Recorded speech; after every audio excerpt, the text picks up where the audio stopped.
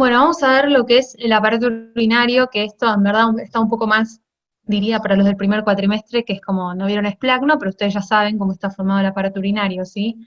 Vamos a tener los dos riñones, los dos uréteres, la vejiga y la uretra, ¿sí? Lo que vamos a ver nosotros en aparato urinario, sobre todo es riñón, es como el 80% de la clase, si no es el 90, diría yo, y lo más importante. Y uretra y vejiga son 2 minutos, dos cositas, muy breve, como es la organización histológica de los dos órganos, y no mucho más.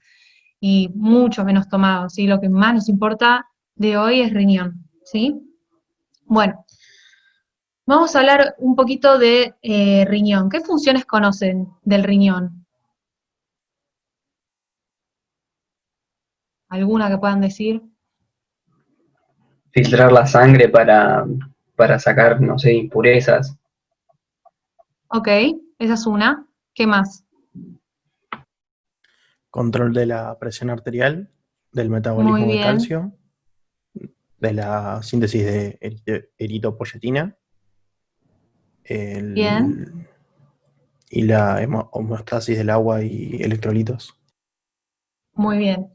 Entonces, el riñón no es solo el órgano que realiza el ultrafiltrado de la sangre para formar la orina, ¿sí? Que además no es así nomás ese ultrafiltrado, o sea, tiene que poder filtrar cosas, desechar ciertas cosas, pero otras cosas poder conservarlas. De hecho, cuando falla la función renal, perdemos cosas que no tendríamos que perder de nuestro cuerpo, ¿sí? Y como decía Bruno, es muy importante la regulación del volumen de líquido, ¿sí? Extracelular, de la volemia, de la presión arterial, de la regulación del calcio y del fósforo y de todos los electrolitos, en verdad. Y también es muy importante la regulación del pH, ¿sí? Del equilibrio ácido-base de nuestro cuerpo. Así que es fundamental que nuestro pH se encuentre en condiciones normales para que todos nuestros órganos funcionen bien, ¿sí? Y como decía Bruno también, es un órgano que va a sintetizar eritropoyetina, que es la hormona que estimula la eritropoyesis. Por eso los pacientes que tienen insuficiencia renal crónica, es decir, de larga data, tienen anemia, ¿sí? Porque falla, no hay eritropoyetina, ¿sí? Es algo que, bueno, lo van a ir viendo en las distintas materias. Y también hace la hidroxilación de la vitamina D, ¿sí? Que es necesaria para ser activada. Eso, la hidroxilación de la vitamina D y la síntesis de eritropoyetina serían las funciones endocrinas del riñón, ¿sí? Yo acá se las había puesto, pero más o menos nombramos todo, ¿sí? Sí. Bien, entonces les puse acá más o menos dos esquemitas para ir viendo cómo es el riñón.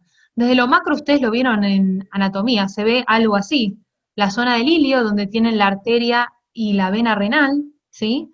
Y la pelvis renal, que la pelvis renal va a conducir toda la orina hacia el uréter, etcétera, ¿sí? Y antes, bueno, tenían los cálices mayores, menores, todo eso que ya saben. Y la parte del órgano, sí, que nos va a interesar a nosotros, es todo lo que sería el parénquima del riñón, ¿sí? La parte funcional de este órgano, que se va a organizar en una corteza y en una médula, ¿sí? Que ahora vamos a ver un poco de esto. Pero quería que vieran como una imagen a grandes rasgos. Fíjense, esta es del brusco, ¿sí? Fíjense que lo pinta de color rosita, porque es un órgano que se ve muy acidófilo, ahora vamos a ver, y la acidofilia no es homogénea, ¿sí? Todo esto lo vamos a ver ahora, pero está bueno el esquemita para que después lo vean del brusco. ¿Y algunos saben qué es esto que está dibujado acá?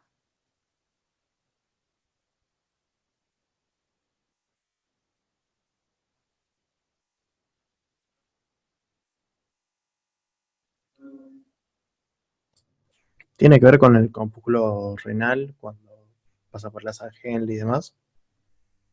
La nefrona, claro, el corpúsculo renal es una parte de la nefrona. Entonces, acá está graficada la nefrona, que va a ocupar toda la corteza de la médula, sus distintas porciones, que es la unidad funcional del riñón. ¿Sí? El riñón tiene millones y millones de nefronas, ¿sí? Pero como órgano, o sea, las nefronas van a tener distintas porciones que vamos a identificar o en la corteza o en la médula, pero el órgano se organiza en una corteza y en una médula. Va a ser un órgano macizo, va a tener una cápsula, ¿sí? Y va a tener esas dos porciones, ¿sí? Corteza y médula y no mucho más de estos grafiquitos. Así, porque se los quería mostrar así, para que ahora vemos el preparado en grande y ven eso que les estoy diciendo. Esto es la nefrona, así es la unidad básica funcional del riñón. Esto se lo tienen que saber de pe a pa, ¿sí? Cómo está formada la nefrona, y van a ver que podemos identificar las porciones de la nefrona en el preparado. ¿Sí? La primera porción de la nefrona va a ser el corpúsculo renal, que ahora vamos a ver cómo está compuesto. Luego va a seguir el túbulo contorneado proximal, luego el túbulo recto proximal o asa gruesa proximal o asa gruesa descendente, todo lo mismo. Luego tenemos el asa delgada de Henle, el asa gruesa de Henle, asa gruesa ascendente o túbulo recto distal, y el túbulo contorneado distal. ¿Por qué esto está en gris? Bien, esto, que es mucho más grande, es el túbulo colector. ¿El túbulo colector forma parte de la nefrona? No, y lo subrayan, no forma parte de la nefrona. Si se fijan, tiene como distintos bracitos o ramitas, porque en un túbulo colector desembocan varias nefronas, ¿sí? No es parte de la nefrona, acuérdense eso, ¿sí? Y este gráfico está muy lindo del brusco, que se ve, marca cómo se ve el corte transversal, cada una de las porciones que ahora vamos a ver, ¿sí? Y acá les puse yo un esquemita de más o menos qué es lo que vamos a encontrar en la corteza y qué es lo que vamos a encontrar en la médula. Bien, ¿qué sí o sí siempre va a estar en la corteza? El corpúsculo renal y los túbulos contorneados. Fíjense, ven que la rayita, por encima están los contorneados y el corpúsculo renal. Entonces el corpúsculo renal me va a diagnosticar el órgano, que ahora lo vamos a ver, y también me va a decir que estoy en la corteza, ¿sí? Nunca voy a tener corpúsculos renales en la médula, ¿sí? Y voy a tener los dos túbulos contorneados que van a ver cómo podemos diferenciar si es proximal o distal. Fíjense que el túbulo colector es muy grande y ocupa tanto la corteza como la médula. Lo podría buscar en ambas porciones. Lo solemos buscar en la médula para no confundirnos con otros túbulos, ¿sí? Pero están las dos partes. Lo que es el asa delgada siempre va a estar en la médula, pero el asa gruesa puede estar en la corteza o puede estar en la médula, ¿sí? En la médula, en la corteza está como formando lo que llaman los rayos medulares, ¿sí? Que algo capaz leyeron. Entonces puede estar en ambas partes. Pero lo que más me interesa es, bueno, cómo diagnosticar el órgano y qué cosas puedo diferenciar yo histológicamente, que ahora vamos a verlo. Bueno, este es el mismo esquema, pero es del ROS. Me gusta más, como que lo que pasa es que pone dos tipos de nefronas. Ustedes tienen nefronas que tienen asa larga, como esta, y otras nefronas más cortas. Y simplemente les grafica esto y capaz es un poco más confuso el gráfico. Este me gusta porque es como un gráfico más horizontal y que se ven mejor todas las porciones. Me gusta más este a mí. Pero bueno, también el que tiene el ROS está este mismo grafiquito. Entonces, las fotos que les puse son casi todas del Histology Guide. Algunas puse de la guía y creo que del brusco. Fíjense, tenemos un órgano macizo, ¿sí? Acá no se ve bien, después le puse más aumento, pero tiene una cápsula de tejido conectivo, colágeno denso no modelado y también algunos miofibroblastos, detalle. ¿Y qué me llama la atención? Es un órgano macizo, pero cuando yo le hago aumento veo que tiene múltiples luces, ¿sí? Muchas estructuras tubulares, ¿sí? Acá se ve la cápsula, lo que decía que les puse más aumento, ¿sí? Ven que acá se ve el tejido conectivo, colágeno de la cápsula. Y es un órgano que es intensamente acidófilo. Si comparen con los linfáticos que veíamos la clase pasada, que eran todos basófilos, acá se ve que es intensamente acidófilo. Y la acidofilia, como yo les decía, no es homogénea. Se nota que tenemos dos porciones. Una porción externa, intensamente acidófila, que ¿cuál va a ser? Corteza.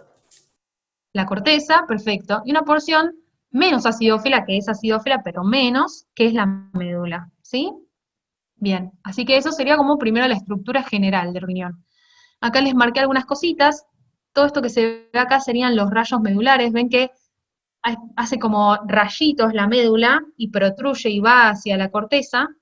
Y son los rayos medulares, algún detalle, nadie le va a marcar un rayo medular, pero por si lo leyeron. Y acá se ve una porción de lo que sería el cáliz menor, porque muchas veces en el preparado se suele ver eso.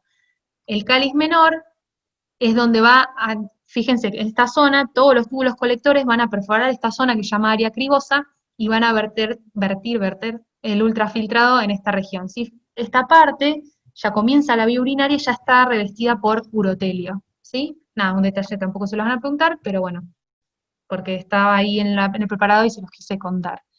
¿Qué es lo que más me importa? Si les ponen esta imagen, yo tengo que hacer diagnóstico de riñón. Me ponen solo esta imagen y no hay duda. No hay mucha duda y la mayoría no tiene problemas con el diagnóstico.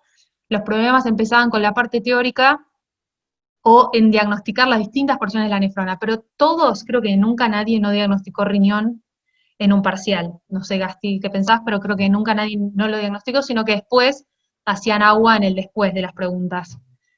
Entonces, si yo encuentro esto, tengo estas estructuras esféricas, que ¿qué son? ¿Alguno sabe?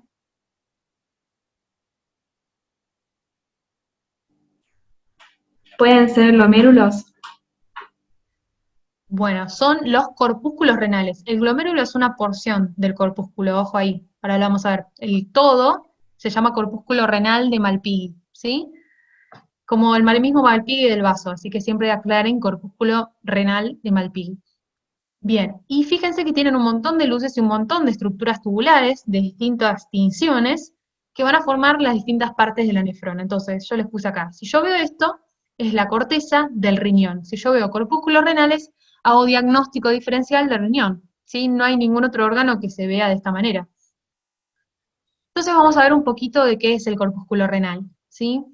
Bien, en el corpúsculo renal van a llegar los vasos arteriales, ¿sí? Va a llegar una arteriola aferente, se va a ramificar en una serie de capilares glomerulares, que son capilares de tipo fenestrado, y luego la sangre va a volver por una arteriola eferente, ¿sí? Aferente que llega, eferente que se va. Ya deben haber empezado con neuro, con aferencias, eferencias, así que deben tener claro eso.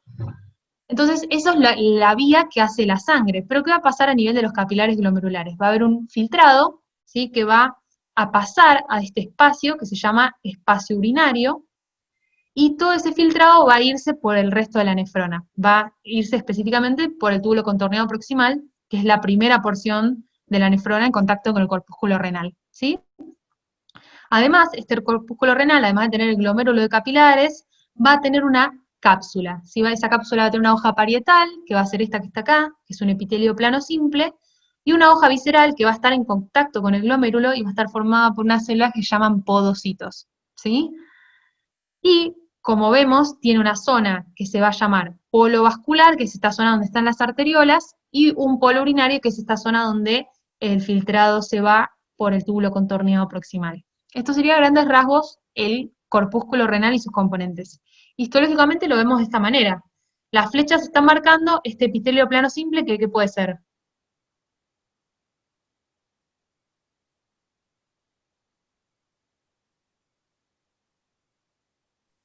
La hoja parietal. La hoja parietal. Exacto, la hoja parietal de la cápsula de Bowman. La hoja visceral uno no la puede marcar tan bien, estaría más o menos a este nivel, ¿sí? Entre las dos hojas aparece esto, que es el espacio urinario, la hoja visceral estaría más o menos por acá, pero uno no puede marcar con certeza a los podocitos, ¿sí? Generalmente se dicen que son de estas células, estos núcleos que están más periféricos, pero uno tendría que hacer una inmunohistoquímica para decir ese es un podocito, ¿sí? Y todo esto que está acá es el ovillo de capilares, ¿sí? Acá está lleno de capilares fenestrados, podocitos, y también células mesangiales intraglomerulares, ¿sí? No hay solo capilares, hay otros tipos celulares también, ¿sí? Acá les puse la hoja parietal, el glomérulo y el espacio urinario, ¿sí? Esas son las cosas que yo tengo que reconocer del corpúsculo renal. Veo esto, sé que es riñón y sé que estoy en corteza, ¿sí? Bueno, acá les puse una imagen donde se ve, acá estaría el polo, que sería el polo vascular, y el polo urinario me doy cuenta porque fíjense que acá el epitelio, que es plano simple, empieza a ser de la nada cúbico, fíjense, y se continúa directamente con el túbulo contorneado proximal, ¿sí? Cambia ese epitelio de la hoja parietal de la cápsula de Bowman. Y acá les puse una imagen mejor, donde se ve la arteriola entrando y en conexión con el glomérulo, por eso esto sería el polo vascular, ¿sí? Eso sería el corpúsculo renal. Este es un tema teórico, no voy a reparar mucho, pero sí para decirles la importancia y que se toma un montón esto. La barrera de filtrado glomerular, no sé si algo hablamos, pero siempre que haya una barrera, la van a tener que saber. Casi todas las barreras que vemos tienen capilares continuos, ¿sí? Porque yo quiero proteger a un órgano de algo, ¿sí? Siempre aíslo la sangre de ese órgano. Por ejemplo, como vimos la clase pasada, sí, la clase pasada, como vimos la barrera hematotímica. Acá, los capilares van a ser de tipo fenestrado, yo no quiero un capilar continuo. Justamente lo que tiene que ocurrir a nivel de los capilares glomerulares es que haya un filtrado de la sangre y parte de ese filtrado pase hacia toda la nefrona y luego finalmente a las vías urinarias. Entonces, obviamente, los capilares van a ser de tipo fenestrados. Voy a tener entonces las fenestraciones de los capilares, ¿sí? El endotelio fenestrado, una membrana basal, que se llama membrana de filtración, o membrana basal glomerular, que es una membrana basal muy gruesa, que tiene un montón de colágeno tipo 4, GAGs y un montón de cosas, y la parte más interna va a ser los pedicelos de los podocitos. El podocito es una célula epitelial que se divide un montón de veces, se hace como deditos, ¿sí? Imagínense que mi celular es un capilar, y los pedicelos rodean con sus prolongaciones y sus deditos a esos capilares, ¿sí? Y todo eso, entre el capilar y los pedicelos, se forma la barrera de filtrado, ¿sí? Y la sangre va desde el capilar hacia las ranuras de filtración de los pedicelos, de los pocitos, y finalmente pasa al espacio urinario, ¿sí? Así que sepan cómo está compuesta esta barrera porque se pregunta. Acá les puse, bueno, esto es una imagen de microscopía electrónica, donde se ven todos los componentes, ¿ven? Se ven las fenestraciones endoteliales, del endotelio fenestrado, los capilares fenestrados, la membrana basal glomerular, que es súper gruesa, y los pedicelos de los pocitos que tienen espacios, ¿sí? Es como que yo dejara espacios entre mis dedos, es lo mismo. Y acá les puse, ¿cuáles elementos se filtran? Básicamente, lo que me importa que sepan es, ¿qué cosas yo no tengo que encontrar en la orina? Muy básico, muy grande. Proteínas. Proteínas, perfecto. ¿Y qué más? ¿Sangre? Y sangre. Sangre es como muy amplio, porque la sangre en verdad se filtra. Cosas de la sangre pasan, pero lo que no tiene que haber son los elementos formes, ¿sí? Entonces, una persona que se hace una muestra de orina y tiene proteinuria, es decir, proteínas en la orina, hay que investigar qué pasa, porque puede estar fallando esta barrera, ¿sí? Puede haber alguna inflamación en el glomérulo o algún problema en el glomérulo renal que haga que las proteínas se estén filtrando y esta membrana no esté funcionando. Lo mismo si tengo sangre, o sea, sangre roja, o sea, la sangre, está bien decirle sangre porque yo veo sangre en la orina, pero lo que tengo ahí son glóbulos rojos, glóbulos blancos, etcétera. No debería tener, ¿sí? O hay algo que está pasando en esa membrana, o por ejemplo, pueden aparecerme glóbulos blancos porque tengo una inflamación y tengo una infección urinaria. Entonces es re importante saber qué cosas yo no tengo que encontrar en la orina, ¿sí? La diabetes, no sé si saben esto, pero la diabetes significa básicamente hacer mucho pis, poliuria. Tienen diabetes insípida y diabetes mellitus. La diabetes mellitus es la conocida, la que los pacientes tienen glucosa alta en sangre, y esa glucosa, como es tanta, se satura, todos los transportadores del riñón se saturan y pasa a la orina. Cuando la glucosa nunca tiene que pasar a la orina tampoco, ¿sí? Es una cosa, o los aminoácidos, son cosas que tienen que quedarse en la sangre y no ir a la orina, ¿sí? Y la glucosa empieza a aparecer en la orina. ¿Por qué se llama mielitus? Porque alguien en algún momento probó esa orina y dijo que era dulce, ¿sí? Porque tenía glucosa en la orina. Eso les pasa a los diabéticos, ¿sí? No solo tienen glucosa alta en sangre, sino que tienen problemas renales, en la diabetes se afecta al riñón, es una de las principales causas de insuficiencia renal y aparece glucosa en la orina. Y por eso la orina era dulce, le pusieron diabetes mielitus, ¿sí? Por eso, por dulce. Así que bueno, es importante saber qué cosas no tengo contra la orina y que esta barrera tiene que funcionar bien. Bueno, y acá les puse una imagen para que sepan, miren lo que es el pocito. Y esto es lo que les decía, tiene como patitas y deditos, ¿sí? Un montón de prolongaciones que rodean a los capilares, como yo les hacía con los dedos, ¿sí? Bueno, y esto simplemente les puse para que en el preparado entiendan hacia dónde va el filtrado, ¿sí? Viene toda la sangre por las arteriolas, se filtra todo este nivel y pasa al espacio urinario y continúa por la luz de toda la nefrona, ese filtrado. Bueno, entonces vamos a seguir viendo qué otras cosas veíamos en corteza. Ya vimos el corpúsculo renal. ¿Qué otras cosas voy a buscar en corteza? Túbulo contorneado proximal, y túbulo contorneado distal. Son las cosas que tengo que diferenciar en la corteza. ¿Alguno sabe cómo diferenciar el túbulo contorneado proximal del distal? Las estrellitas azules marcan uno y las estrellitas rojas marcan otro. Principalmente porque uno tiene ribete en cepillo y el otro no. El ¿Cuál tiene glomerular ribete en tiene. cepillo? El glomerular. ¿Proximal o distal? El azul Proximal. es el distal. Ok. Esa es una. ¿Y entonces cómo se ve el ribete en cepillo? Como una luz sucia. Perfecto. ¿Y cuál te parece entonces que es el túbulo contorneado proximal? ¿La estrella azul o la estrella roja? Y para mí estrella azul. Sí, perfecto. Fíjense que tenemos una serie de túbulos, estos tres que están acá, fíjense, tenemos que tienen un epitelio cúbico simple, un citoplasma muy acidófilo, y la luz sucia, como decía Bruno. Acuérdense que lo vimos, creo que en el repaso, si no lo vimos en epitelial, la luz sucia me hablaba de que acá hay ribete en cepillo, se ve como manchones acidófilos, porque en verdad, si yo le hiciera microscopía electrónica, vería que hay microvellosidades en forma de ribete en cepillo. como las microvellosidades en Rivet en cepillo no tenían toda la misma altura, se ven como esta suciedad en la luz. Y fíjense la diferencia con el túbulo contorneado distal. La ciofila es un poco menor, también tiene un epitelio cúbico simple, o sea, los dos comparten el mismo tipo de epitelio, pero fíjense que la luz es bien limpia. ¿Quiere decir que solo el túbulo contorneado proximal en la nefrona va a tener Rivet en cepillo? No, y eso lo van a entender en fisio. Toda la nefrona tiene microvellosidades, porque toda la nefrona tiene la capacidad de reabsorber. Pero las microvellosidades están muy, muy desarrolladas en el túbulo contorneado proximal, porque es el primer túbulo que recibe el ultrafiltrado. Piensen que venía corpúsculo renal, túbulo contorneado proximal. Entonces va a recibir ese filtrado y tiene que reabsorber de todo tipo, ¿sí? Si se le filtra la glucosa, tiene que reabsorber toda la glucosa. Tiene que reabsorber la mayor parte del sodio. Cuando vean en fisio, van a ver que el manejo de todos los electrolitos, siempre donde más se absorbe es en el túbulo contorneado proximal, ¿sí? Entonces tiene lógica.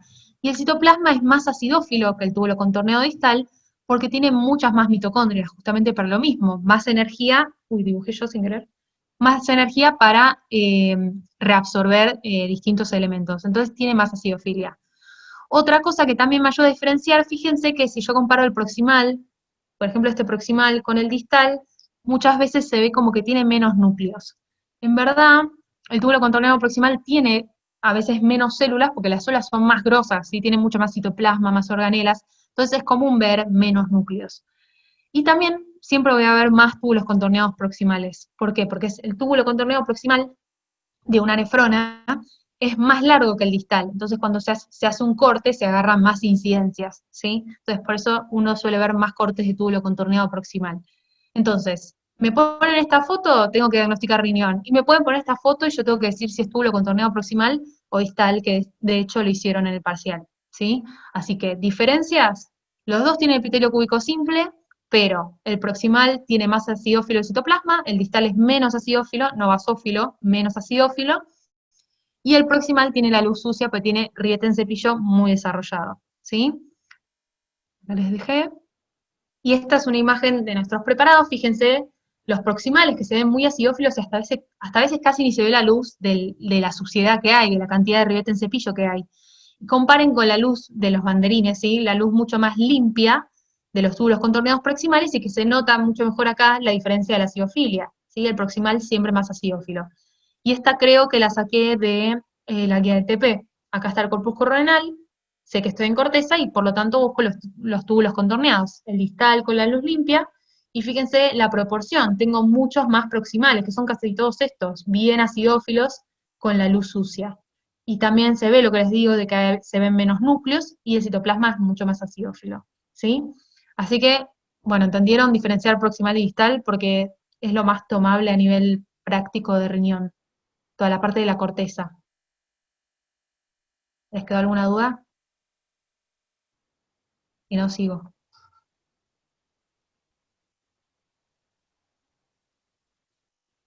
Bueno, interpreto como que no. Sí, escribieron, Bueno. se entendió perfecto, dicen en el chat. Ah, no me llega el chat, ok. Excelente, Maga, muy bien. Bueno. También, Y te luego agrego lo saber tuyo que, perdón, que tienen que saber bien las partes del glomérulo también, porque después, en función de eso, se producen enfermedades, que son las glomerulopatías, que después van a estudiar más adelante. Por eso, aunque es una horrible. estructura sencilla, las tienen que saber bien. Un horror las glomerulopatías. Bueno. Y ahora vamos a ver qué vamos a encontrar en la médula, ¿sí? Y les puse imágenes del brusco, de Histology Guide, de la guía, para que tengan como visualmente distintas cosas. Una de las cosas que vamos a buscar en la médula, que también lo encontrábamos en corteza, es el túbulo colector. Fíjense que se ve una estructura tubular de diámetro grande, ¿sí? Que tiene un epitelio. ¿Qué les parece este epitelio? O este.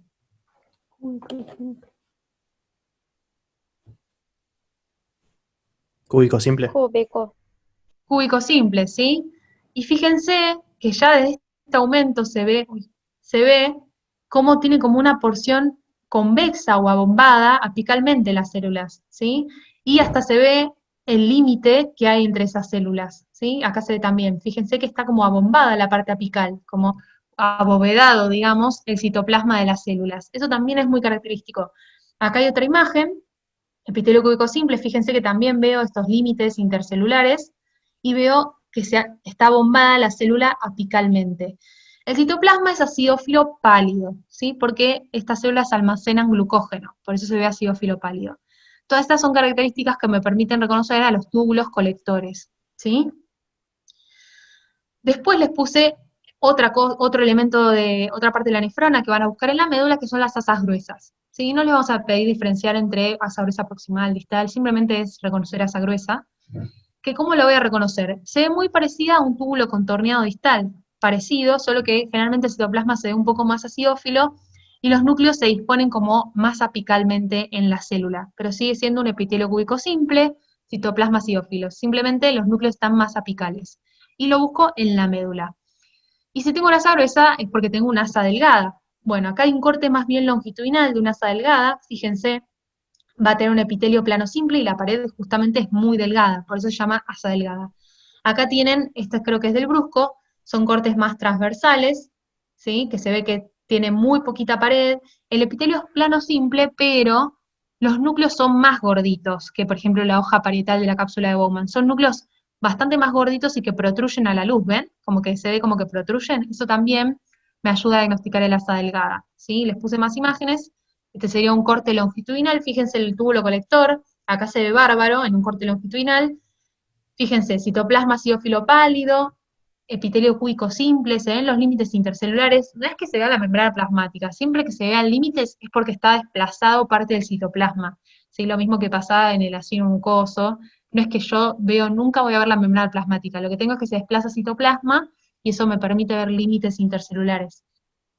Citoplasma acidófilo pálido, y esto es clave. Si yo veo este borde apical convexo y veo una estructura tan grande, y veo un epitelio cúbico simple, no hay duda que es el túbulo colector. ¿Ve esta parte abovedada? Es del túbulo colector, ¿sí? Y acá, fíjense comparativamente las asas delgadas. La pared muy delgada, el epitelio es plano simple, con los núcleos protruyendo a la luz. Se suele decir que es como un rosario. Yo no le veo mucho el parecido, pero es como que el rosario tiene esa formita, y por los núcleos que protruyen a la luz, da como un aspecto de rosario, si les sirve. Y esta es la histology.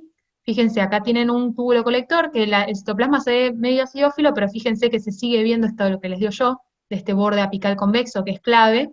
Y fíjense el asa delgada, ¿sí? La pared muy delgadita, y acá el epitelio plano simple, con los núcleos protruyendo a la luz del asa delgada. Todo esto cortes longitudinales.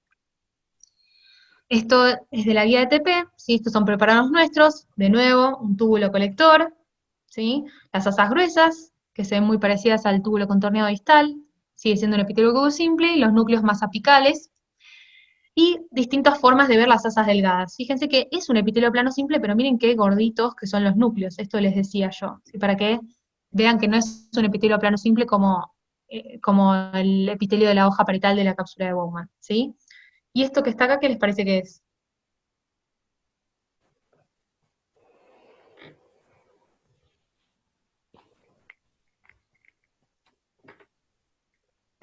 Si alguien les marca esto. Un asa de ¿Qué Henle. parte ¿Cuál? ¿Delgada o gruesa? Delgada. Delgada, ¿sí? Fíjense, epitelio plano simple y los núcleos clásicamente protruyendo a la luz, ¿sí? Así que, más que nada, seguramente les pongan una imagen de la corteza, pero alguien podría ponerles esta imagen, ¿sí? Entonces, sobre todo el colector, también el colector es muy fácil de diagnosticar, entonces yo también podría diagnosticar riñón si me ponen una imagen que se vea bien el colector. Entonces, en médula voy a intentar diferenciar las asas gruesas, las asas delgadas y los túbulos colectores, ¿sí? Y acá les puse una imagen, tanto de la guía o del brusco, no me acuerdo, como del histology guide. Fíjense que acá estoy viendo un corpúsculo renal, o acá estoy viendo túbulos contorneados proximales, y en el medio hay un colector. Acuérdense que el colector también está en la corteza. Fíjense que acá yo estaba con el histology guide y encontré un corte de túbulo colector, ¿sí? Acuérdense que ocupa toda la corteza y toda la médula, el túbulo colector. Entonces, puedo buscarlo o encontrarlo en cualquiera de las dos partes. Acuérdense eso. Mi recomendación cuando estén estudiando esto, que lo vean en Histology Guide, que está muy bueno, y que ustedes vayan buscando e intentar encontrar ustedes las partes. Para mí eso es re útil, hasta que le encuentren el ojo y entiendan cómo encontrarlo, siempre en el histolo llega y apretan túbulo colector y los manda al túbulo colector, apretan asa delgada y los manda al asa delgada. Entonces, al principio pueden hacer eso y después intentan buscarlo solos. Para mí eso resirve. Bueno. Bueno, otra de las cosas teóricas que tienen que saber, que no me voy a poner a tanto en detalle, lo voy a decir más así rápido, pero sepan el aparato yuxtaglomerular, que acá hay un esquemita del brusco que está muy lindo. Es un aparato que se encuentra en la región del corpúsculo renal, ¿sí? Que va a estar formado por estos 3 elementos que dice acá. Las células yuxtaglomerulares, que están acá y un poquito acá, o sea, está más que nada en la arteriola aferente, también pueden estar en la arteriola eferente.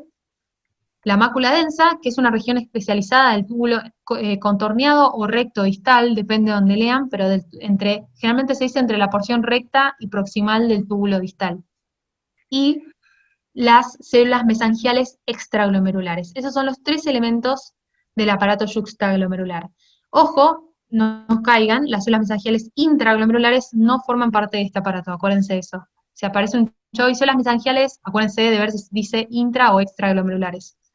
Bien, ¿y alguno sabe cuál es la función del aparato yuxtaglomerular? ¿O con qué tiene que ver? La tensión arterial. Muy bien. El aparato yuxtaglomerular está relacionado con otro concepto teórico que es el sistema renina-angiotensina-aldosterona, ¿sí? La mácula densa va a funcionar como un sensor de NaCl, o sea, de cloruro de sodio, ¿sí? En la luz de los túbulos, y las células yuxtaglomerulares son células musculares modificadas que almacenan renina, que va a tener que ver con este sistema, y a la vez funcionan como varoreceptores. Significa que, ¿qué es un varoreceptor? Es un sensor de estiramiento. Se estira y sensa cómo está la tensión arterial, ¿sí? También funciona, y por eso está en la arteriola, ¿sí? Porque acá está la sangre y sensa directamente la tensión.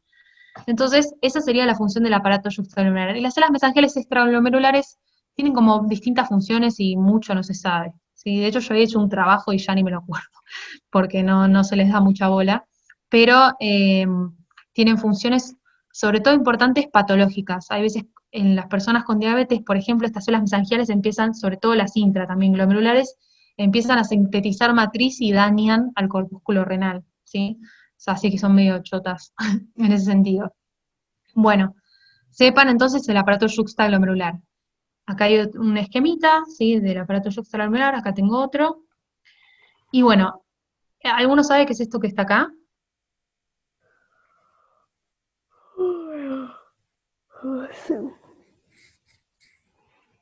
Perdón al que lo aburrí. La mácula Ese densa, o bostezo sea, no fue las células tuyo. empalizadas. No, yo no bostecé, chicos, perdón, intento ser lo más dinámica posible. La mácula densa, exacto. Que se ve de esta manera, como que los núcleos están agrupados, como en empalizada, y es como que ese epitelio cúbico simple, fíjense que acá está lindo el dibujito, ese epitelio cúbico simple se vuelve más cilíndrico de las células muy juntitas, ¿sí? Como se ve acá. Y la mácula densa está a nivel del polo vascular, que es donde está todo el aparato yuxtaglomerular, ¿sí? Donde están las células yuxtaglomerulares, las células mesangiales extraglomerulares y la mácula densa, todo a nivel del polo vascular para regular la tensión arterial, ¿sí? Este esquemita está en el ROS, está buenísimo, y es lo que explica cómo se regula la tensión arterial, que es el sistema renina-angiotensina-aldosterona, que se los van a preguntar, no sé cómo, pero siempre se pregunta, y lo preguntamos siempre en los parciales, y más que nada lo tienen que entender. O sea, este sistema se activa siempre que baje la presión arterial o baje la volemia, o sea, alguien empieza a bajar la presión o tiene un sangrado y pierde sangre, o se deshidrata, que eso también es perder volumen, una persona vomita un montón o lo que sea, o está deshidratada por otras cuestiones, o hay una menor ingesta de agua y sodio, por ejemplo, también, y también se va a activar porque se sensa la disminución del cloruro de sodio en la mácula densa, ¿sí? Así que por lo que sensa la mácula densa, porque se sensa la disminución de la presión arterial por las células yuxtaglomerulares, disminuye la volemia, etcétera, todo eso, y también por el sistema nervioso simpático, que no está acá, todo eso activa el sistema renina. ¿Por qué se llama así? Porque son los pasos que va siguiendo ese sistema.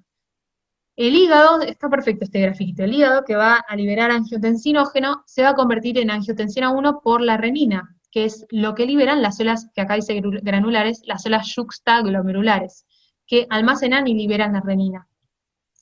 En el pulmón, ¿sí? Porque en el pulmón hay un montón, lo van a ver con Luca, hay un montón de capilares y hay un montón de endotelio, está la enzima convertidora de angiotensina, o ECA, ¿sí? Y esa enzima convertidora de angiotensina va a convertir la angiotensina 1 en angiotensina 2. Y de acá empieza una seguidilla de cosas. La angiotensina 2 va a ir a la corteza suprarrenal, ¿sí? Y va a hacer que se libere aldosterona, ¿sí? La aldosterona, fíjense todo el quilombo que hay que hacer para que la aldosterona vuelva al riñón, ¿sí? Y lo que va a hacer es que se reabsorba sodio, ¿sí? Se reabsorbe sodio, y el sodio, siempre lo saben, calculo que el CBC de la vida lo saben esto, el sodio siempre atrae agua, es como dice acá, osmóticamente activo. Entonces, si yo lleno, ¿hacia dónde, no? Digamos que el sodio que estaba en la luz, ¿sí? Atrae agua de la luz y todo eso se reabsorbe a la sangre, ¿sí? Siempre que en el riñón se reabsorbe algo, eso va a la sangre en vez de a la orina. Entonces reabsorbe sodio y agua y eso aumenta el volumen que hay adentro de los vasos, ¿sí? Por un lado me aumentó la volemia. Y la angiotensina, como su nombre lo indica, angio de vaso, tensina de tensión, va a ser un potente vasoconstrictor arterial. Entonces, imagínense que si yo lleno una manguera con agua, se llena con agua la manguera, y aplasto a la manguera, la aplasto, siempre eso le hace más presión a la manguera. Entonces estoy aplastando un vaso, lo contraigo, y encima lo llené con más volumen. Todo eso me aumenta la presión arterial, ¿sí? Además, no termina ahí. La angiotensina 2 también estimula el mecanismo de la sed para que tomemos más, ¿sí? Y también estimula la vasopresina o ADH, que es una hormona que se llama hormona antidiurética, ADH o vasopresina, que también va a absorber agua en la parte distal de los riñones. La diferencia es que la aldosterona reabsorbe sodio y por eso se reabsorbe agua, en cambio la vasopresina lo que hace es absorber agua, digamos, ¿sí?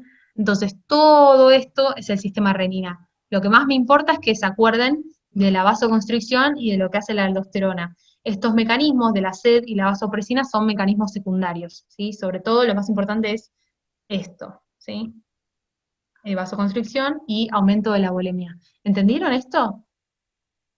¿Lo habían entendido cuando lo leyeron? No sé, debe haber algún video de esto, me imagino.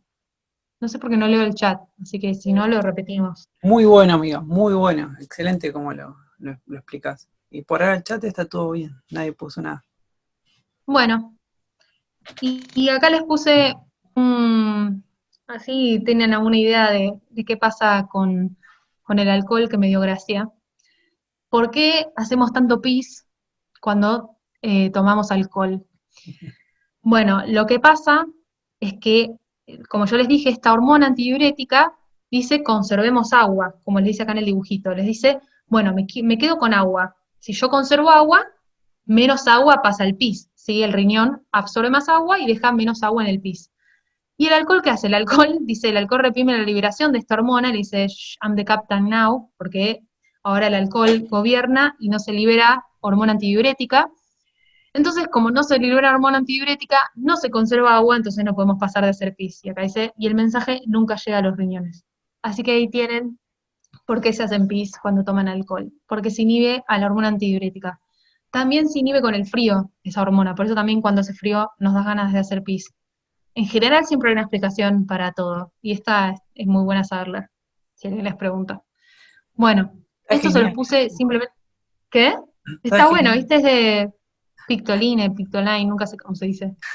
Y esto no se los puse para hablar, simplemente para que sepan lo importante que es este sistema, porque hay un montón de fármacos que están dirigidos a este sistema para controlar la presión arterial. Uno de los más conocidos, capaz alguno de sus padres toma Lotrial o les suena el nombre, que es el enalapril, es un fármaco antihipertensivo que lo que hace es bloquear esta enzima, ¿sí? Se llaman GIECA, inhibidores de la enzima convertidora de angiotensina. Si yo obviamente bloqueo esta enzima, la angiotensina 1 no pasa a ser angiotensina 2 y no puede finalizar el sistema renina, entonces va a bajar la presión arterial. Entonces hay un montón de fármacos blancos de este sistema para bajar la presión arterial, ¿sí? Entonces uno de los grupos de fármacos son todos estos. Después hay otros fármacos que actúan en receptores del corazón, etc. Pero esta es por eso es importante saber para la vida este sistema renina, ¿sí? Bueno, esto se los puse para que sepan que no lo tienen que leer, porque si no siempre me olvido de decírselos. nadie les va a tomar, el brusco obviamente no está, en el ROS sí empieza a hablar de lo que es el sistema contracorriente y cómo la médula se torna hiperosmótica, bla, y todo este mismo grafiquito que está apareciendo en el ROS no lo tienen que saber, así que no lo lean, si lo leyeron ya, perdón, pero no lo Es, aprendan, porque perdón, ¿qué? Maga, la interrupción. Eso es para el Sí, año que viene, lo van a ver sí, en fisiología. para fisio.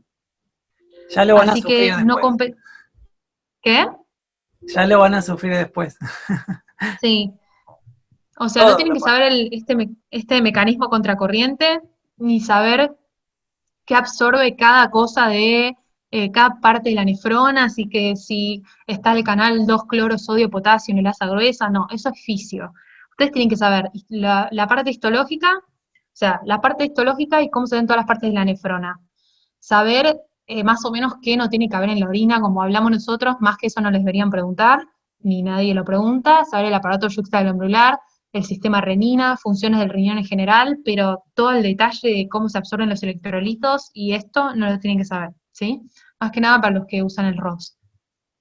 Bueno, y esto tampoco todo este delirio de qué tipo de arterias y cómo se va ramificando todo, pero sí saber esta parte que está acá, que en el riñón, si me escucharon, en la parte del corpúsculo renal, viene una arteriola aferente, se capilariza y se va a una arteriola aferente. Y luego vuelve a capilarizarse. ¿Cómo se llamaba un vaso que quedaba entre dos lechos capilares? Un vaso o sistema porta. En este caso llamo sistema porta arterial porque me queda una arteria entre dos lechos capilares, ¿sí? Así que sepan que el riñón es un ejemplo de sistema porta. Es muy importante que, lo van a ver también en fisio, pero acá no tiene mucho sentido que haya una vena, porque van a ver en fisio que según cómo se regula la contracción y dilatación de esas arterias, se va a regular la cantidad de filtrado, ¿sí? Que va a haber de la sangre. Una vena no tiene nada de músculo, no puedo regular cuánto se contrae, ¿sí? Por eso necesito tener arteriolas, ¿sí? Eso es un detalle, pero acuérdense que es un sistema porta arterial, ¿sí?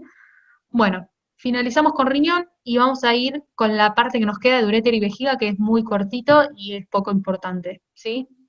Bien, las vías urinarias van a tener un patrón histológico básico, que va a ser una mucosa, una muscular o una adventicia o serosa. Son ambos órganos huecos los que vamos a ver, tanto el uréter como la vejiga. La mucosa, tanto como el uréter o la vejiga, va a tener el uroterio, polimorfo de transición, sí que es el epitelio de las vías urinarias, y va a tener una lámina propia, que depende de dónde lean, va a decir tejido conectivo colágeno laxo, creo que en el brusco, y denso, creo que en el ROS. Así que nadie les debería preguntar esta pequeñez, porque está diferente en los libros. El músculo sí, saber que es músculo liso, y podré tener adventicia o serosa. ¿De qué depende esto? El uréter, ¿se acuerdan si es un órgano intraperitoneal, etcétera? ¿Cómo es respecto al peritoneo? Ya que cursaron anato, es placno.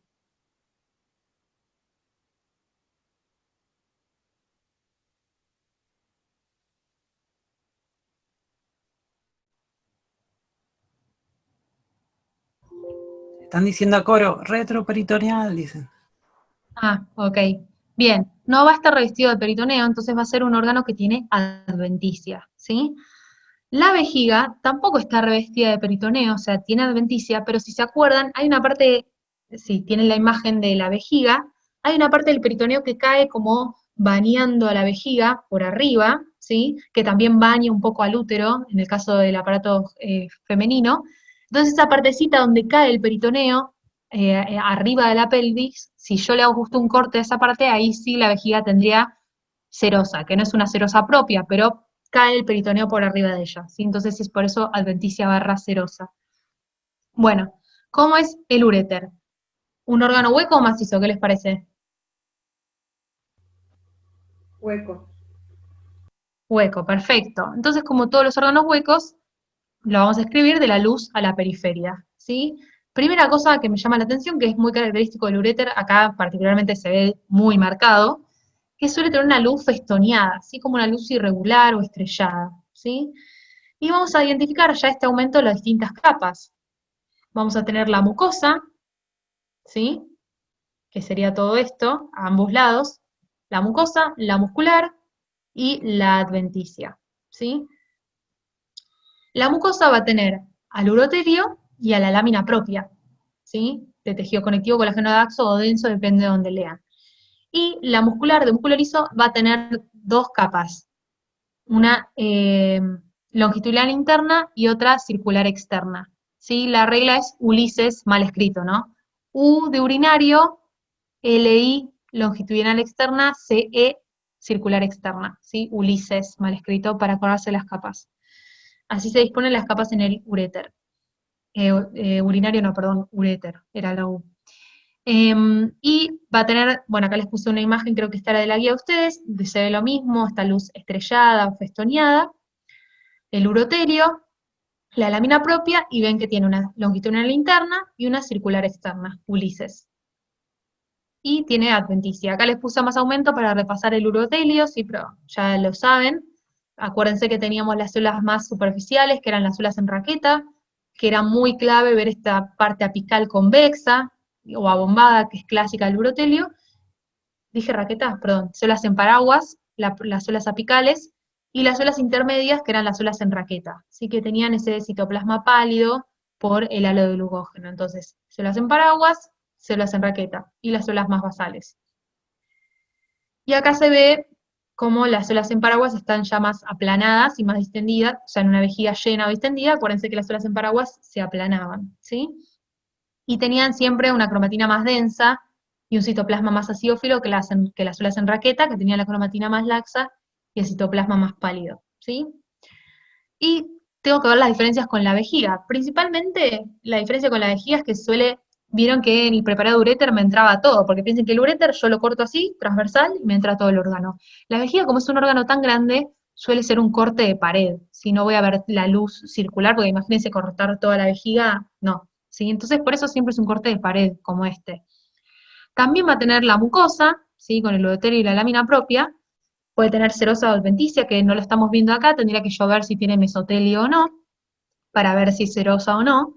Y toda esta raya que está acá es la capa más abundante de la vejiga, que se ve mucho la diferencia con uréter, ¿sí? Tiene mucho, mucho músculo, que se llama músculo detrusor, la vejiga, ¿sí? Es el músculo liso de la vejiga. Entonces, la vejiga, la principal diferencia es que tiene una capa muscular mucho más abundante que el uréter. Y en la vejiga, las capas son longitudinal interna, circular media y longitudinal externa. No siempre se diferencian bien, acá están bastante marcadas, fíjense que acá hay un corte, acá hay otro corte y acá hay un corte, ¿sí? Porque estas son las dos capas longitudinales y esta es la capa circular, ¿sí? No siempre se ven bien los distintos cortes y nadie les va a decir qué capa de la vejiga es, y con suerte les toman vejiga, ¿sí? Les soy sincera. Pero sepan más o menos el patrón del uréter y vejiga y cómo se diferencian entre sí. Acá les puse más aumento simplemente para que vean lo mismo, ¿sí? El urotelio, la lámina propia y la muscular. Y acá, bueno, esta es una foto de la guía, se ve lo mismo, fíjense lo abundante de la muscular. En este caso había serosa, ¿sí? Porque había un mesotelio, pero puede tener adventicia la vejiga, por lo que ya hablamos. Y esto es del Geneser, simplemente para que comparen a los dos órganos. Fíjense, el uréter me entra en todo el preparado, siempre es un corte transversal, la luz es bien estrellada. Acá tenemos el urotelio y la lámina propia, y acá donde se ven más acidófilos están las dos capas del músculo. Y por fuera, la adventicia. En cambio, la vejiga es un corte de la pared, ¿sí? Se ve el urotelio y la lámina propia de la mucosa, la abundante muscular, y por acá que nos agarró el corte estaría la serosa o adventicia, ¿sí? Y bueno, eso es todo. Finalmente vamos a poder pasar a la última parte de este TP, que es relativamente corto, que va a ser aparato respiratorio, ¿no? Y todo lo que involucra los órganos relacionados con este aparato que vamos a ver a continuación, pero en los cuales nos vamos a concentrar un poquito más en algunos particulares más que en otros, ¿no?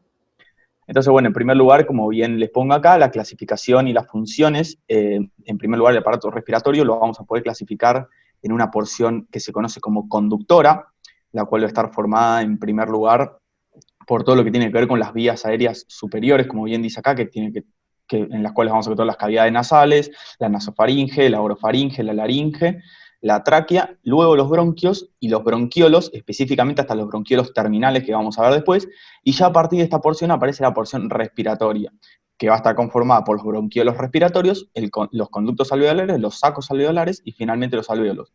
Esta clasificación se hace más que nada porque justamente, como bien dice el nombre, la porción conductora lo único que va a hacer en el proceso de las funciones que tiene el aparato respiratorio es por así decirlo, transportar el aire hacia las porciones del aparato respiratorio donde realmente se va a producir el intercambio gaseoso entre el oxígeno y el dióxido de carbono, que es justamente la porción respiratoria.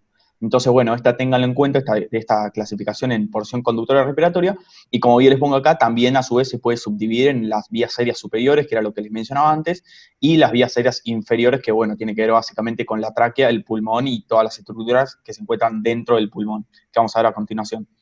Por otro lado, bueno, como bien te les decía, el aparato respiratorio tiene diversas funciones, no se queden únicamente, o sea, si bien es la función que nosotros más vamos a poner en juego y la que más nos vamos a centrar, no se queden únicamente con que la función de los pulmones o del sistema respiratorio es la conducción y la respiración, porque también, como van a beneficio, tiene muchas relaciones también con el tema de la regulación del equilibrio ácido-base, con la expiración de dióxido de carbono, hay mucho rol ahí. También, justamente, al nosotros expirar también forma parte de la olfacción, de lo que nosotros solemos, y también cuando nosotros hablamos, forma parte de todo un sistema en el cual nosotros estamos ingresando y egresando aire. Con lo cual, siempre ténganlo en cuenta, si bien la función principal es la de la respiración, siempre tengan en cuenta que también presenta diversas funciones, ¿no? Entonces, bueno, en primer lugar vamos a pasar rápidamente hacia la porción conductora del mismo, como bien le decía, es la primera parte, la cual va a transportar el aire. Y como, bueno, acá les vuelvo a mencionar los órganos por los cuales está compuesto, y en esta porción vamos a hablar específicamente de la tráquea y de las estructuras dentro del pulmón que, bueno, van a corresponder, como bien les decía antes, a los bronquios y a los bronquiolos, tanto propiamente dichos como los terminales. Entonces, en primer lugar, vamos a pasar rápidamente por este órgano, el cual, al igual que pasaba en otros órganos, el mismo va a estar dividido en un patrón histológico básico, que acá se los marqué con las distintas flechas de colores. ¿Algunos recuerdan cómo se llaman estas túnicas o capas del órgano?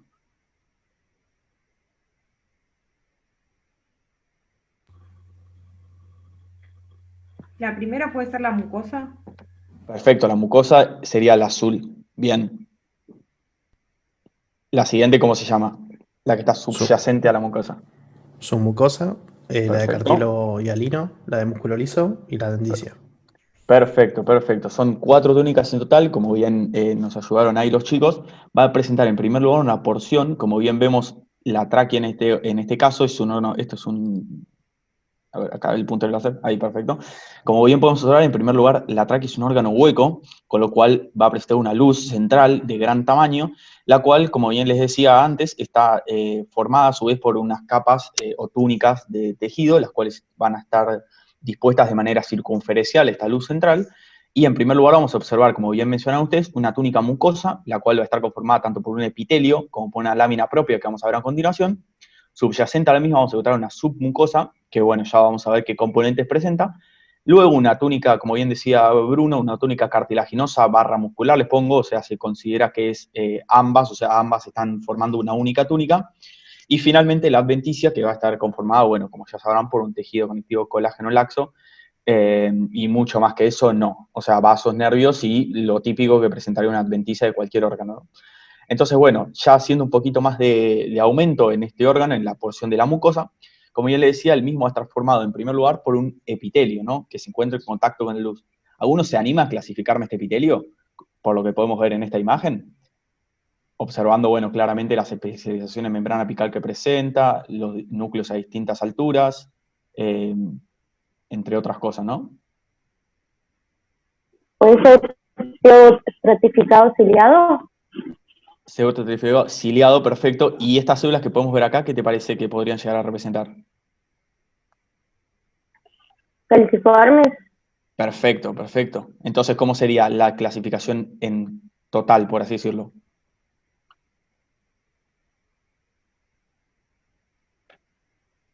No sé qué me estaba hablando, pero venía perfecto. Lo único que había que agregarle era el tema de las calciformes.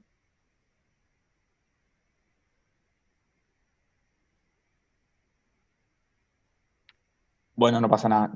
Justamente como bien me habían comentado ahí, es justamente un epitelio cilíndrico, pseudoestratificado cilíndrico, con células calciformes, y bueno, también estas especializaciones en membrana apical corresponden a lo que vamos a ver a continuación como cilias.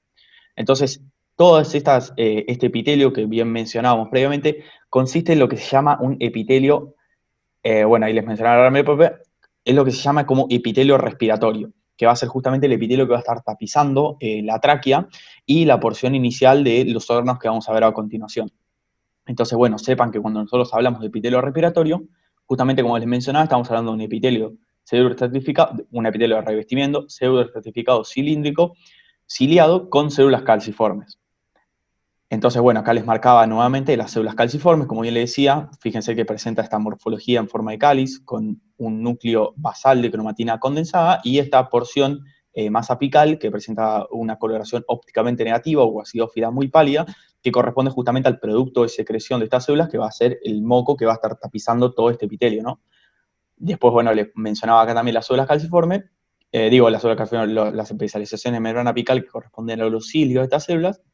Y sepan también que si bien este epitelio va a estar formado, o sea, lo que nosotros vamos a ver a microscopía óptica son estas células, también vamos a observar otras células, como bien nos muestra acá la imagen.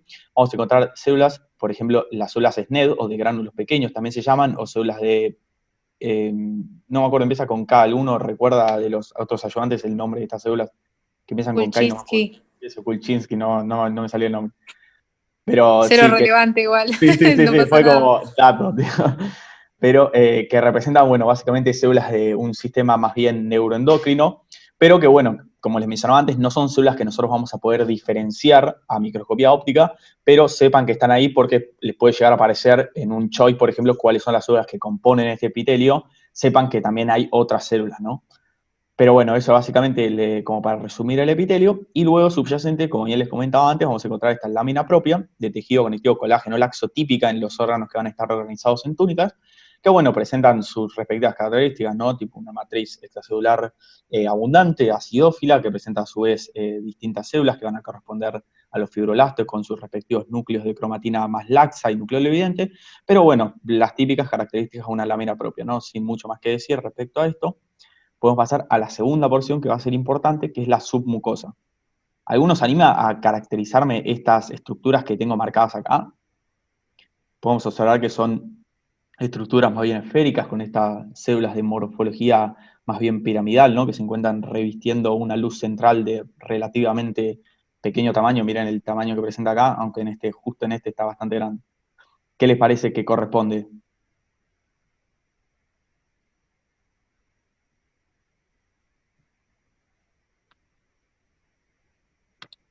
Yo no veo el chat, así que si alguno puede irme Andrea leyendo lo que... dice que son glándulas acinares. Perfecto, glándulos acinares. Bien, excelente. Estamos en presencia, como bien dicen, de un tejido epitelial de tipo glandular, en este caso, ¿no? Exócrino. Y los mismos, justamente como bien dicen, presentan un adenómero de tipo acinar que se caracteriza, como bien les mencionaba, por estas células de morfología piramidal, que observen que, bueno, en este caso las mismas presentan una basofilia bastante homogénea, ¿no? Con sus núcleos de cromatina laxa, mientras que en este caso, en cambio, podemos observar que los mismos presentan núcleos más basales, y que el citoplasma presenta una palidez mucho más característica, ¿no? Es justamente porque estos acinos, como bien decían ustedes, van a ser tanto de tipo seroso como algunos de tipo mucoso, y también vamos a observar algunos mixtos, que van a ser justamente las glándulas que van a estar formando parte de la submucosa, como bien les pongo acá arriba, y que a su vez las mismas van a estar desembocando, miren esta imagen muy linda, en la cual se observa que los conductos excretores de estos acinos van a estar desembocando en el epitelio el epitelio respiratorio del cual hablábamos antes, ¿no? Entonces observen cómo se imagina este epitelio que se encuentra continuando con el conducto excretor, y que justamente, nuevamente, la función de estas glándulas va a ser la de producción de una secreción más bien mucosa, que va a tener toda la función de, bueno, de tapizar todo este epitelio respiratorio, con el fin básicamente de atrapar, por así decirlo, todas las sustancias que vengan en el aire que sean nocivas, no para nosotros, y luego los cilios, una vez que, bueno, que en este moco se hayan atrapado dichas sustancias, los cilios la barren hacia la porción, o sea, hacia arriba, por así decirlo, y las terminamos degluyendo o tragando, por así decirlo de una manera más coloquial, terminamos tragando todo ese moco con esas sustancias nocivas, tal vez, tipo. Entonces, bueno, como para que lo tengan en cuenta la función de tanto estas glándulas como las células calciformes de las cuales hablábamos antes. Finalmente podemos pasar a la porción cartilaginosa muscular, que como bien habrán observado es una capa bastante prominente en el órgano que conocemos como tráquea, que bueno, va a estar formado, como ya sabrán, por un cartílago de tipo hialino, característico, con su matriz bien basófila, bien intensamente basófila, con sus respectivas células, que son los condrocitos en sus cavidades virtuales, y luego también, como ya les mencionaba, va a estar formado por un tejido muscular, el cual tiene una característica, es que en la rata, en el órgano, o sea, en la tráquea de rata, por así decirlo, esta capa muscular se encuentra de manera dispuesta, por así decirlo, alrededor de todo el cartílago. Mientras que en el humano, como ya les mencionaba, como ya les muestro acá en esta foto, se encuentra únicamente en la porción, por así decirlo, que va a estar uniendo los dos extremos del cartílago, porque como ustedes ya sabrán, en la tráquea, el cartílago se dispone en una forma como de C, como de herradura, envolviendo la tráquea, entonces el músculo liso únicamente lo vamos a poder observar en la porción que va a estar uniendo justamente los dos extremos del cartílago. Entonces acá sería un extremo, por el otro lado podríamos observar el otro, y en el medio es que encontramos el músculo liso. Pero bueno, sepan que también está presente, por lo tanto la denominamos como capa cartilaginosa muscular o músculo cartilaginoso. Acá nuevamente podemos observar, bueno, más de las glándulas de la submucosa, que a su vez me olvidé mencionarme que la submucosa presenta un tejido conectivo que, si bien es un poco más denso que el de la lámina propia, sigue siendo un tejido conectivo colágeno laxo. O sea, en algunas bibliografías van a observar que tal vez las mencionan como tejido conectivo colágeno denso, pero bueno, al menos a mí en la escuela me han enseñado que en realidad es un tejido conectivo colágeno laxo, únicamente que presenta una densidad un poco mayor de las fibras, o sea, fibras más empaquetadas, si lo comparamos con el de la lámina propia que mencionábamos antes, ¿no? Entonces, ahora finalmente, ya habiendo superado la tráquea, que bueno, no les pongo la adventicia porque como ya les mencionaba antes, básicamente es tejido conectivo colágeno laxo con vasos cinarios, podemos pasar al órgano en el cual vamos a encontrar la gran mayoría de las estructuras de la porción tanto respiratoria como conductora, el cual es el pulmón. Entonces, ya acá les pregunto, ¿a ustedes qué les parece? ¿Es el pulmón un órgano macizo o un órgano hueco, si observamos esta imagen?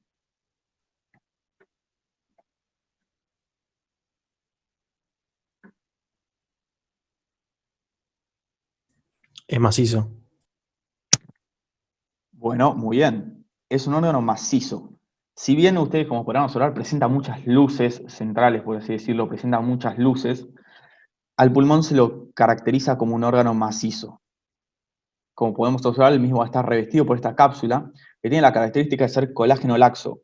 Algunos se imaginará qué es lo que está revistiendo al pulmón, que supongo que lo habrán visto en anatomía, ¿no? Fíjense todo lo que se encuentra por acá revistiendo. Una serosa. Perfecto. ¿Y cómo se llama la serosa del pulmón? Pleura. Bien, Pleura. perfecto, la pleura. La hoja visceral de la pleura sería en este caso. Entonces vamos a estar en presencia de un tejido conectivo colágeno laxo, que va a estar revistiendo todo el órgano, que como bien podemos observar, como ya les mencionaba antes, presenta muchas luces, pero que a su vez presenta algunas estructuras de un mayor tamaño, o sea, ya desde este campo podemos observar que hay estructuras de un calibre más grande, ¿no?, que las otras, que bueno, vamos a ver a continuación de qué es lo que se está tratando, ¿no? Pero, sin embargo, al principio, antes de hacer esta caracterización del, por así decirlo, el parénquima del órgano, que es el que le va a dar la función, vamos a hablar un poco del estroma. El estroma de este órgano va a estar formado principalmente por tejido conectivo con abundantes fibras elásticas, que justamente tiene sentido porque como el pulmón se va a expandir, es un órgano que se expande justamente cuando nosotros expiramos e inspiramos, es normal que el mismo presente estas abundantes fibras elásticas. Entonces yo les pregunto, ¿con qué técnica se les ocurre o recuerdan del primer parcial que podemos teñir fibras elásticas? Que es justamente la técnica que estamos observando en este caso. Observen que las flechas son las que marcan las fibras, miren cómo se ven las fibras por acá.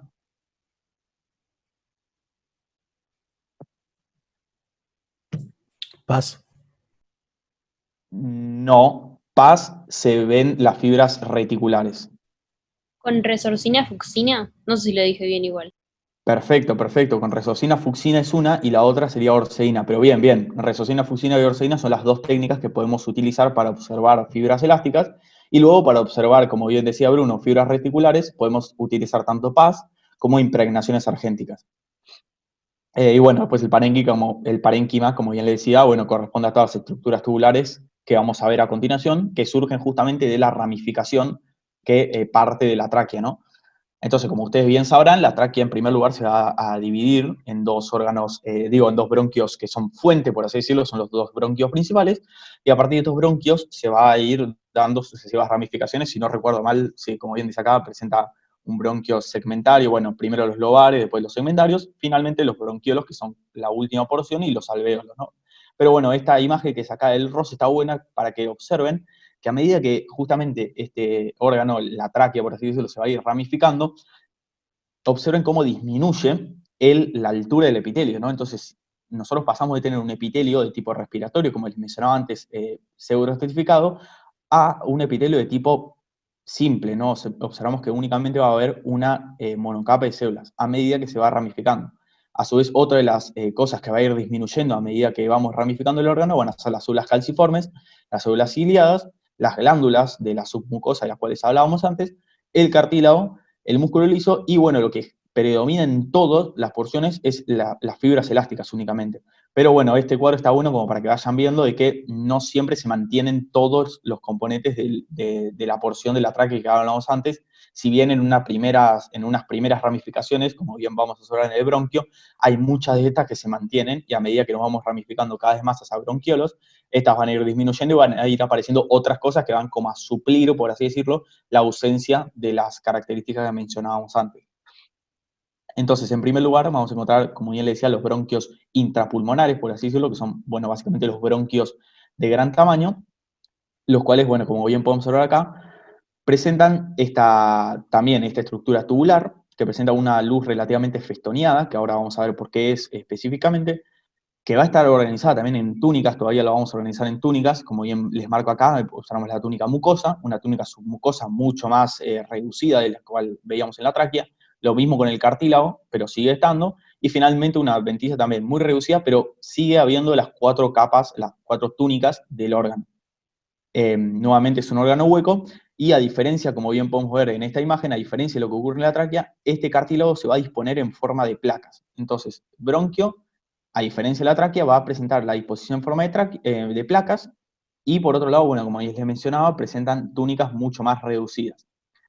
Luego, si observamos, en primer lugar la mucosa, vamos a observar que la misma, bueno, presenta el típico epitelio respiratorio del cual hablábamos antes, lo sigue manteniendo. Fíjense que este epitelio se encuentra, bueno, presenta sus respectivas especializaciones de membrana apical, núcleos a distintas alturas, lo cual nos va a estar hablando de un epitelio de tipo pseudoestratificado, y podemos observar en algunos casos, si bien justo en esta imagen no se ve mucho, algunas células calciformes, con lo cual mantiene las características del epitelio respiratorio del cual hablábamos antes.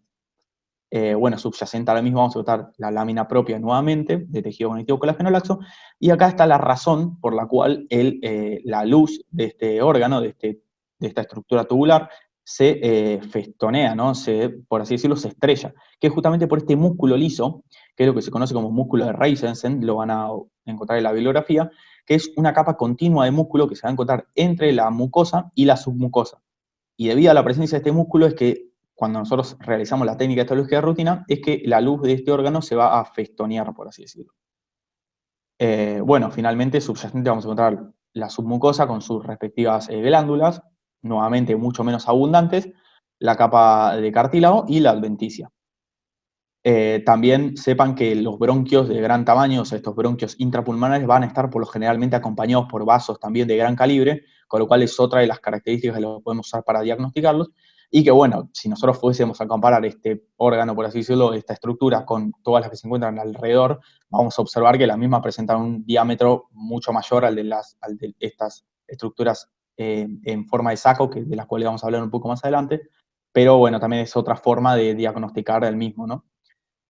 Entonces, bueno, finalmente pasaríamos a la porción de los bronquiolos, como bien les decía, que son las ramificaciones siguientes a los bronquios, en el cual ya vamos a empezar a observar algunas modificaciones que nos van a dar el diagnóstico de estos órganos, ¿no? Que igual ahora se los pongo con más imágenes, pero esto como una porción más teórica, por así decirlo.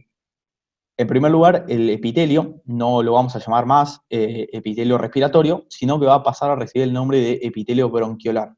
Y esto se debe a que, bueno, el mismo, como ya les mencionaba antes, pierde, por así decirlo, la pseudoestratificación de la cual hablábamos antes, y en cambio adquiere un revestimiento de tipo simple que va a variar entre los distintos bronquios, entre principalmente, bronquiolos digo, entre principalmente cilíndrico, o sea, un epitelio cilíndrico simple, o cúbico simple, que es el caso del terminal, o en el cilíndrico en el caso del propiamente dicho. Por otro lado, las células también van a modificarse, no vamos a observar más células calciformes de las cuales hablábamos antes, aunque sí vamos a seguir observando algunas células ciliadas de las cuales mencionábamos del epitelio respiratorio, ¿no? Esta microfotografía es para que observen que las células de la clara presentan principalmente una forma, si bien no son muy diagnosticables a microscopía óptica, son difíciles de encontrar, por lo general presentan estos núcleos de una morfología más bien como triangular, con el vértice orientado hacia la submucosa, por así decirlo, hacia la lámina propia, digo, y presentan por otro lado una convexidad apical bien característica, aunque les repito, no se maten buscando estas células porque la verdad es que son difíciles de diagnosticar. Y bueno, finalmente, como ya les mencionaba, no presenta células calciformes. Cartílago es otra cosa que no vamos a encontrar en los bronquiolos, ya no observamos más cartílago, ni submucosa, porque la submucosa también, por así decirlo, desaparece. Debido a que, como bien les mencionaba antes, sí. Dato, se llaman células de Clara porque la descubrió un nazi haciendo experimentos. Así que no habría que decirle células de Clara. Habría que decirle células del epitelio bronquiolar. No, igual nada, en los libros está así, pero sepan que en su cabeza no deberíamos decirle células de Clara porque se descubrieron de una manera horrible. Así que nada. Es verdad, me había olvidado, me lo habían comentado también en la cursada y no, me había olvidado de ese datito, pero sí, es verdad, se descubrieron mediante experimentos nazis, así que bueno, no estamos muy a favor. No recuerden este nombre, recuerden el nombre que dijo más. Bueno, finalmente entonces podemos pasar a describir estos bronquiolos de los cuales les hablaba previamente. En primer lugar, la primera de las ramificaciones del bronquio va a ser los bronquiolos propiamente dichos, se conocen, los cuales van a presentar, nuevamente, siguen teniendo un diámetro relativamente grande a comparación de las otras estructuras, pero observen que si nosotros hacemos un mayor aumento a la porción de la mucosa del mismo, vamos a observar en primer lugar que el epitelio pasa a ser simple, en este caso cilíndrico. Vamos a observar, como bien les digo, estas células cilíndricas que presentan en algunos casos cilios en su porción apical. Por otro lado, vamos a ver cada vez menos células calciformes, generalmente no se ven, pero bueno, siempre que estemos hablando de una transición, en el caso del pulmón es muy normal encontrar tal vez transiciones que justo agarran alguna porción que sí encontramos células calciformes, pero siempre intenten de como hacer diagnóstico de la estructura entera y no solo de una particularidad que vamos a encontrar en el epitelio. Entonces, bueno, va a presentar este epitelio cilíndrico simple. A medida que nos vayamos ramificando también, como bien les mostraba antes en el cuadro ese del ROS, van a aumentar las células de la clara, con lo cual en esta primera porción no vamos a encontrar tantas células de la clara, sino que a medida que nos vamos ramificando cada vez más van a predominar. Y va a presentar esta característica muy notoria del bronquiolo propiamente dicho también, que es que la luz, al igual que en el caso del bronquio intrapulmonar, está festoneada, y es justamente nuevamente por el tema de que presenta esta capa de músculo continua, que es lo que se conoce como músculo de Reifersen.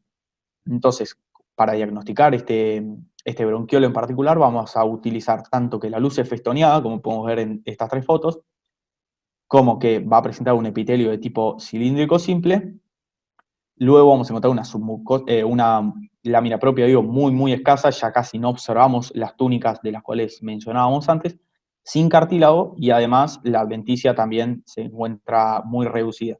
Con lo cual, siempre, como les digo, utilicen todos los parámetros que tengan a su alcance para realizar el diagnóstico y no se centren únicamente en una característica. Pero bueno, mucho más del bronquiolo propiamente dicho creo que no hay para mencionar. A medida que, bueno, como bien le decía, se van a ir ramificando cada vez más hasta llegar a estas estructuras que se conocen como bronquiolos terminales, que es el último bronquio, la última porción del órgano donde vamos a encontrar la porción conductora, como bien le decía, que únicamente va a transportar el aire sin realizar intercambio gaseoso. En este caso, el epitelio va a estar formado por un epitelio cúbico simple. Observen justamente la morfología cúbica de las células con núcleos redondos de cromatina laxa. Y intercaladas entre estas células cúbicas vamos a encontrar, como bien les muestro acá, las células de la clara, que como bien les decía, presentan en algunos casos núcleos un poco más triangulares, en otros más redondeados, de un citoplasma también pálido, por ejemplo en este caso, y una convexidad apical bien característica. Pero bueno, como les mencionaba nuevamente antes, no son del todo fáciles de diagnosticar, justo en estos preparados sí, pero por lo general no se maten en buscarlas porque son medio complicadas. Bueno, después otra característica que presenta este bronquiolo es que la luz es lisa, por así decirlo, no presenta las fenestraciones, la estrellación que veíamos antes en la luz, sino que es completamente redonda, y justamente cuando nosotros estamos viendo una luz redonda revestida por un epitelio cúbico simple, sabemos que estamos en presencia, en este caso, de un bronquiolo de tipo terminal. Bueno, entonces finalmente podemos pasar a la porción respiratoria, como bien les comentaba, que va a estar dada tanto por los bronquiolos respiratorios como por los alvéolos, que son estas estructuras en forma de saco, por así decirlo, son como cavidades, en los cuales principalmente se va a realizar el intercambio gaseoso característico del pulmón, ¿no? Entonces, en primer lugar, los bronquiolos respiratorios presentan trayectos muy reducidos, por lo general no solemos verlos, porque rápidamente, una vez que se produce el bronquiolo respiratorio, rápidamente es interrumpido por los distintos alvéolos, que son la porción del órgano que más espacio ocupa, por así decirlo, ¿no? Entonces, como bien les muestra acá, fíjense que el bronquiolo respiratorio es únicamente esta porción. Y luego ya en esta porción podemos observar los distintos alvéolos que se encuentran interrumpiendo su pared, con lo cual es difícil también de encontrarlos. Pero bueno, sepan que más que algunas características similares a las del bronquiolo terminal, vamos a observar aún más células calciformes, y el epitelio puede pasar a verse como cúbico bajo, o en algunos casos hasta plano simple, que justamente el epitelio plano simple va a ser el que está revistiendo a los alvéolos. Con lo cual, bueno, tengan en cuenta esas características. Ya no hace falta ni siquiera decir que no vamos a estar hablando más de túnicas del órgano, no vamos a estar hablando más de mucosa, ni de submucosa, ni de ningún tipo de túnica, porque a este nivel la ramificación ya es muy grande, por así decirlo, ya no vamos a observar más estas túnicas. Y bueno, acá podemos ver, fíjense, esta ramificación hermosa, en la cual podemos ver en primer lugar el bronquiolo, y a medida que se va ramificando podemos observar acá los bronquiolos respiratorios finales, ¿no? Que miren cómo se encuentra interrumpida la pared por todas las estructuras en forma de saco que corresponden a justamente los alvéolos, como les mencionaba antes.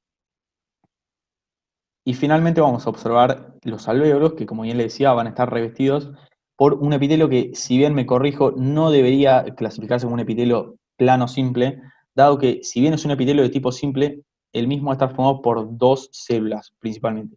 Unas de una morfología más aplanada, que no como las menciono acá, como les estoy marcando en este momento, y otras, en cambio, con una morfología más bien como cúbica o medio redondeada, con una convexidad apical también. ¿Alguno sabe qué células corresponden estas, las planas y las relativamente cilíndricas? Neumocitos tipo 1 y 2. Perfecto, los neumonocitos tipo 1 y 2, que son justamente las células principales de este epitelio, las cuales le van a dar la función, por así decirlo. La función de los neumonocitos tipo 1 va a ser la de justamente realizar el intercambio gaseoso, como vamos a ver ahora. Se van a encargar básicamente de la hematosis, que es justamente eso, el intercambio gaseoso. Y luego vamos a observar las otras células que presentan, como ya les mencionaba, una morfología que puede conocerse como cúbica o esférica, relativamente esférica, con estos núcleos bien grandes de cromatina laxa, núcleo viviente, y las cuales se van a encargar de secretar un compuesto que se conoce como surfactante. ¿Alguno sabe lo que es el surfactante? Algo deben saber porque en Embry deben haber visto el síndrome de membrana hialina. Sí, confío en ustedes. Espero.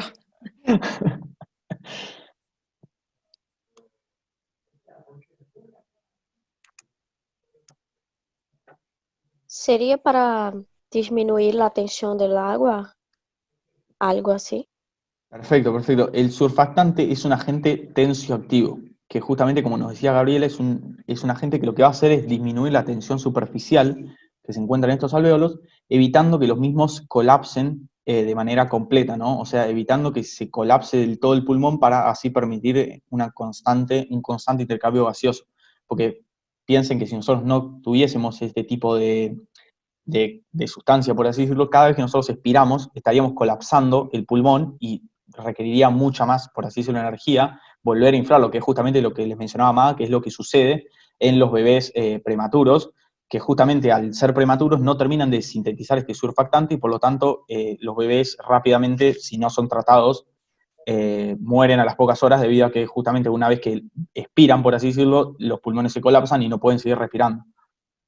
Pero bueno, justamente estas células, los neumonocitos tipo 2, van a tener como función la secreción de este surfactante, y además, como dato de color y que tal vez les pueden llegar a preguntar, los mismos se pueden diferenciar hacia células neumonocitos tipo 1, o sea, pueden, por así decirlo, ocupar la posición de un neumonocito tipo 1 en el caso de que sea necesario. Una cosa que no mencioné es la función de las células de la clara, de las cuales les mencionaba antes, que me olvidé. Las células de la clara también sintetizan un agente tensioactivo, pero que no es surfactante, por así decirlo. O sea, todo surfactante es agente tensioactivo, esto es como medio repetitivo y tal vez un poco confuso. Todo surfactante es agente tensioactivo, pero no todo agente tensioactivo es surfactante, por así decirlo. Es como medio raro, pero bueno, sepan que la célula de Glass también sintetiza otro factor surfactante que básicamente va a tener la misma función, pero no va a estar formado de la misma manera, o sea, no va a presentar los mismos componentes. Igual me parece un poco fino esto, no creo que se los pregunten en un choice, pero bueno, como para que ustedes lo sepan. Y bueno, finalmente también vamos a encontrar otras células que corresponden a los monocitos tipo 3, que no se consideran, en algunos libros no los consideran directamente como células o sea, que forman parte de los alvéolos, porque básicamente son macrófagos alveolares, como bien menciona acá, y que bueno, básicamente su función va a ser la de, por así decirlo, eliminar o encargarse de endocitar, por así decirlo, todos los compuestos nocivos, por ejemplo, el humo del tabaco para aquellos que fuman, o el humo del vape o lo que sea, que se encuentre dentro de los pulmones durante la inspiración y la expiración, ¿no? Entonces, bueno, básicamente la función de estas células va a ser esta, y a medida que se van llenando de todo de este gas o tipo de lo que estén absorbiendo, van a adquirir, bueno, toda una coloración un poco más oscura, ¿no? Pero bueno, eso como un dato recontra de color. Y finalmente vamos a pasar al último tema de esta clase, que sería la barrera del mato alveolar. ¿Alguno sabe cómo está formada esta barrera?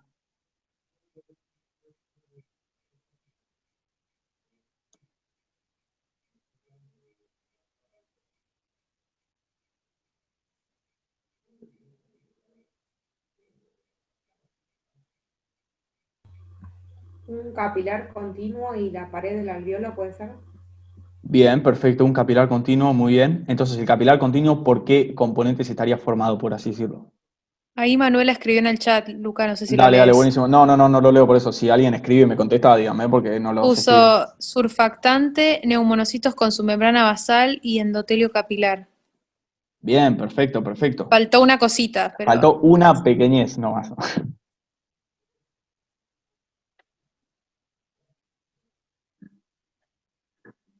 Ahí dice que los neumonocitos son de tipo 1. Pero ¿qué más del capilar? Te faltó una cosa más.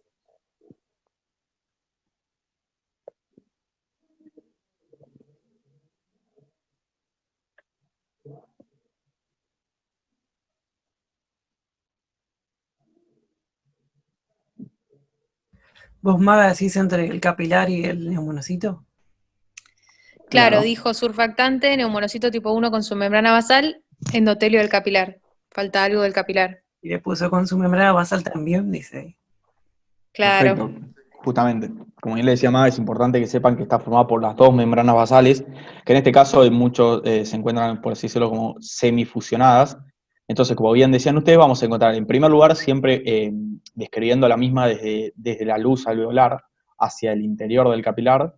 Vamos a observar, como bien les muestra acá en este gráfico del grupo, en primer lugar el surfactante, que como bien les decía es el agente tensioactivo que van a secretar los neumonocitos tipo 2. Subyacente al mismo vamos a encontrar los neumonocitos tipo 1, que son, como ya les mencionaba, estas células de una morfología más bien aplanada. Sepan que igual que el intercambio gaseoso, del cual se va a encargar la barrera hematoalveolar, no se produce específicamente por la porción del neumonocito tipo 1 en la cual vamos a encontrar el núcleo, porque justamente esa porción está como más, por así decirlo, presenta un espesor mayor, sino que se va a dar por las porciones más periféricas de la célula, en donde únicamente vamos a encontrar el citoplasma reducido y su membrana basal. Entonces, bueno, el surfactante, el neumonocito tipo 1, luego, como bien les mencionaba Amada, no se olviden de mencionar la lámina basal o la membrana basal del endotelio capilar, que en este caso es un capilar de tipo continuo. Como bien nos mencionaba Natán, en la mayoría de los casos estamos casi siempre hablando de capilares de tipo continuo. Y finalmente, como bien mencionaron ustedes, el endotelio de este capilar, ¿no? Entonces, bueno, entre estas estructuras es que se va a producir intercambio gaseoso entre los eritrocitos que se encuentran circulando dentro del capilar, como bien menciona acá, los cuales van a ceder, por así decirlo, su dióxido de carbono hacia la luz del alvéolo, y de la luz del alvéolo vamos a ingresar el oxígeno, el cual se va nuevamente a unir al eritrocito y va a continuar en su circulación. No sé si hay mucho más para decir, no sé si alguien quiere agregar algo respecto a esto. ¿Qué, de la barrera? Sí, o sea, No. ya como que listo. Ah, y bueno, después acá también el Brusco les menciona que podemos encontrar tejido conectivo, es verdad, en el caso de que de que estemos, bueno, en presencia de justamente el estroma del órgano, vamos a poder observar un poco de tejido conectivo, así que puede llegar a aparecer un choice para que lo tengan en cuenta, pero bueno, básicamente cuando hablamos de la barrera estamos hablando de estos componentes. De hecho, es un problema si ese tejido conectivo se llena de agua, por ejemplo, de cosas que alteran la difusión de los gases, ¿sí? En algunas patologías pasa eso, no solo se llena de cosas la luz del alvéolo, que puede pasar, por ejemplo, una neumonía o en un edema de pulmón, pero también a veces se puede llenar de cosas ese intersticio entre las membranas, y obviamente si hay agua de por medio, los gases no pueden difundir, por ejemplo, o una inflamación o lo que sea. Bueno, no sé si hay algo más, ¿no? No, esto literal fue lo último, así que si alguno tiene una pregunta la charlamos, y si no ya habríamos terminado por hoy.